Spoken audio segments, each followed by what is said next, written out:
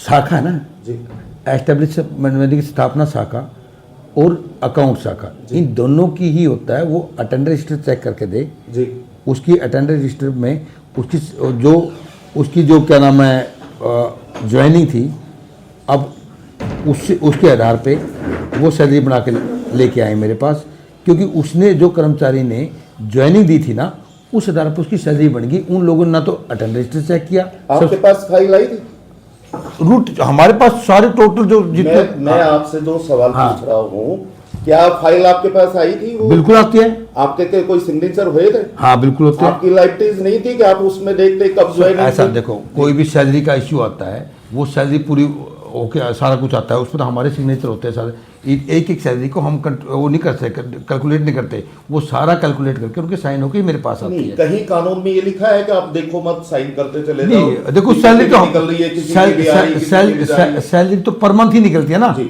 उसमें तो कोई बदलाव ज़्यादा होता नहीं जी। ये इंक्रीमेंट लगते हैं, इंक्रीमेंट भी हम पूरा इंक्रीमेंट कोई भी चीज़ लगती है, डीए लगता है, उसका सर्विस बुक में इंक्रीज करके उसको पूरे कॉलम में भर देते हैं। प्रोसीजर होता है, उस प्रोसीजर पर आपके दस्तक होने बिल्कुल बिल्कुल बिल्कुल, आपके उस पर भी दस्तक हाँ। है, इसी वजह से वो सैलरी निकली है। अगर आप उसके फिर भी आप ये कह रहे हैं कि मेरा कोई दोष नहीं है, मैंने कब कहा मेरा दोष नहीं है? तो मैंने तो कहा ही नहीं इस बात के लिए, मैंने तो ये कहा ही नहीं मेरा दोष नहीं है। हम कह रहे सैलरी हुई है बेटा, उसकी ज्वाइनिंग पे हुई है, ये तो वो होगा ना कि जिम्मेदारी आपकी भी कहीं तय है। अरे जब तो मेरे खिलाफ लिखा गया ना जी, तभी तो मेरे खिलाफ लिखा गया जी। यदि मेरी बात सुनो, अब हम थ्रू सीओ चलेंगे, मतलब सीओ को थ्रू ही आएगी सारी चीजें, उनकी भी जिम्मेवारी है। लेकिन जो हम रिपोर्ट पुट करेंगे, कहीं तो आप अपने अधीनस्थ अधिकारी कर्मचारियों की बात में सहमत होंगे। यदि एक एक चीज तो सुबह से लेकर शाम तक सैलरी नहीं हुई, यदि हम एक एक को करें ना, सफाई कर्मचारी की दिखा भाई इसकी अटेंडेंस कितनी है, इसका क्या है, तो 3 दिन में सैलरी नहीं हुई।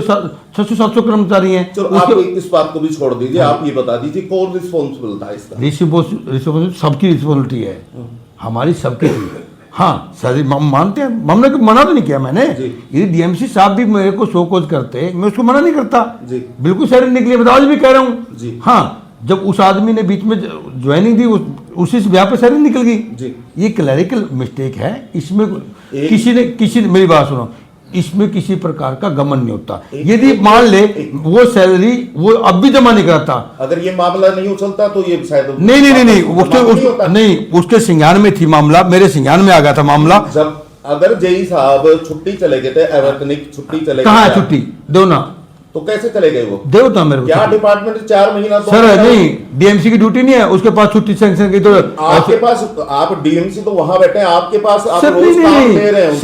सक्षम प्राधिकारी कौन है छुट्टी सैंक्शन का? जी। उसी ने छुट्टी आज तक मेरे को दी, 7 महीने 6 महीने हो गए, 8 महीने से लेकर आज तक फलाना कितने महीने हो गए। डीएमसी साहब ने आज तक छुट्टी अलाउ करके दी हो तो मुझे चिट्ठी नंबर दे दे। आपसे नहीं आया वो लेटर?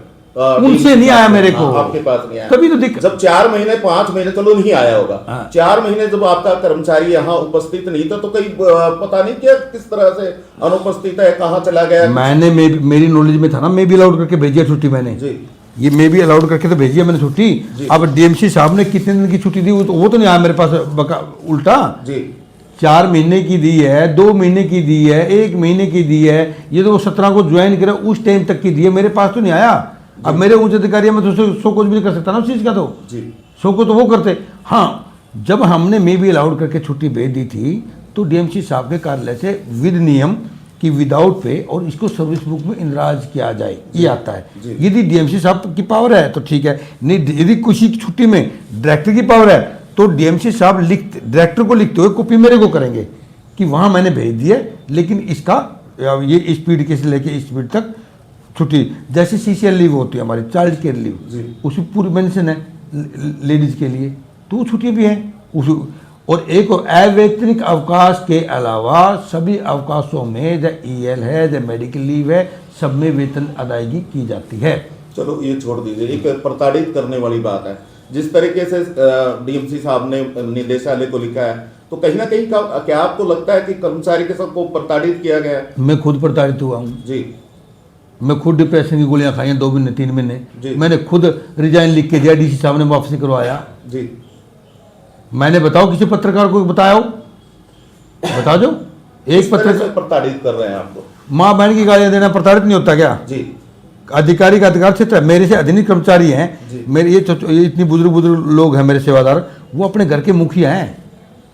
सर क्या कारण है कि डीएमसी साहब आपको पसंद नहीं कर रहे या कोई और वजह? नहीं, देखो जी, आप एक सुनो, मैं बताता हूँ, आप 2024 का ये भी ऑनलाइन पोर्टल खोलो, डीएमसी साहब की ये प्रवृत्ति है, उसने ऑनलाइन पोर्टल पर लोकसभा के कुरुक्षेत्र के कैंडिडेट जो आम आदमी के कैंडिडेट थे, उनको पोर्टल पे भी गाली दे रखी है, मेरे को खुद गालियां दी, मेरे बहुत से अधिकारी कर्मचारी जिनको गालियां, माँ बहन की गालियां दी। अब मैं शब्द नहीं यूज करना चाहता, ऐसा मतलब जिसको मैं पसंद नहीं करता शब्द, ऐसी लैंग्वेज का, मतलब मेरी बहन को उड़ दी, ये कोई शब्द है?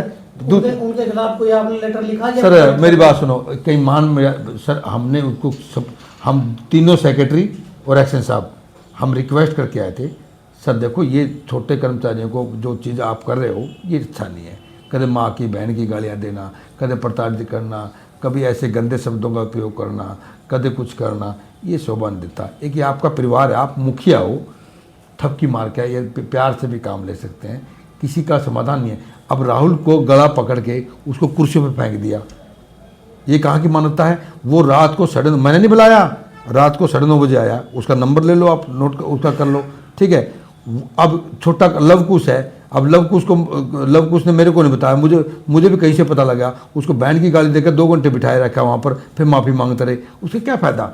एक आपसे नहीं, मैंने बताओ कहाँ पर SC/ST का बाबा मुझे SC/ST करके प्रताड़ित कर रहे हैं, भाई SC तो कवच पहन रहे, क्या मैं कुछ कर नहीं सकता, मैं लाचार हूँ? क्यों लाचार है? मैं उसका अधीनस्थ कर्मचारी हूँ, यदि मैं गलत करता तो करो। एक आपको कहीं लगा, अभी YK पूर्ण कुमार का भी आप जिक्र कर रहे थे थोड़ी देर पहले, कहीं लग रहा है कि सरकार में आपको किसी इस तरीके से प्रताड़ित किया जा रहा है? बहुत ज्यादा जी, बहुत ज्यादा,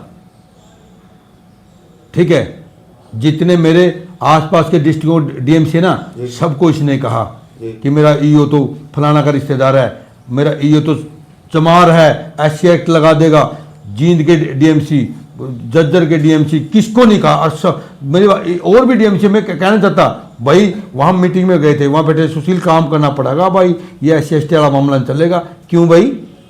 मैं इंसान नहीं, क्यों मैं खाना नहीं खाता क्या? मैं इंसान, मतलब मेरे अंदर इंसान मर चुकी है यार। मैं इतना परेशान हूँ, मैं डिप्रेशन में हूँ, मेरे परिवार का तो मैं ही मुखिया हूँ ना, मेरे ऊपर मेरे बुजुर्ग माँ बाप की जिम्मेवारी है, मेरे छोटे छोटे बच्चे हैं जिम्मेवारी है, और मैं कितने महीनों से डिप्रेशन में हूँ, और मैं हाथ जोड़ रहा है DMC आगे कि DMC साहब ये चीज़ें छोड़ दो, क्योंकि यदि कोई डिप्रेशन में होगा तो काम भी नहीं कर पाएगा।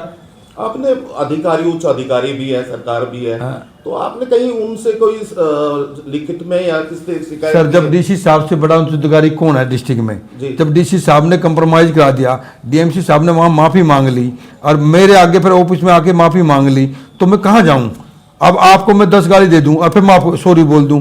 कहीं DC साहब ने भी तो इस तरह कार्रवाई करनी चाहिए थी। DMC साहब को लगता नहीं कि जिस तरह से समझौता कराया वो गलत था? सर मेरी बात सुनो, क्या एक मानवाधिकार कोई किसी आदमी को, अधीनस्थ कर्मचारी को मारने का अधिकार देता है? नहीं देता। गाली का देता है अधिकार? जी, आपको कलम दिया, कलम का इस्तेमाल करो, ठीक है।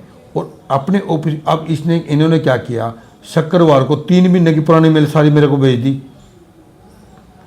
3 महीना की 200 मेल एकदम ठोक दी मेरे पास। पहले तो आइए नहीं वो, जिनकी माले जो नवंबर में, दिसंबर में, जनवरी में जो मेल आई थी, उन पे काम करना था, उसमें डिले हो गया, तो फर्स्ट तो मैं गया ना, लेकिन मेल कब करी?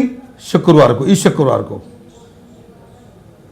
यदि कोई मामला डिले हो गया, कोई कोर्ट केस है, कोई DMC को डायरेक्शन करके है, फर्स्ट तो मैं गया ना, मैं नहीं जा पाया वहां पर।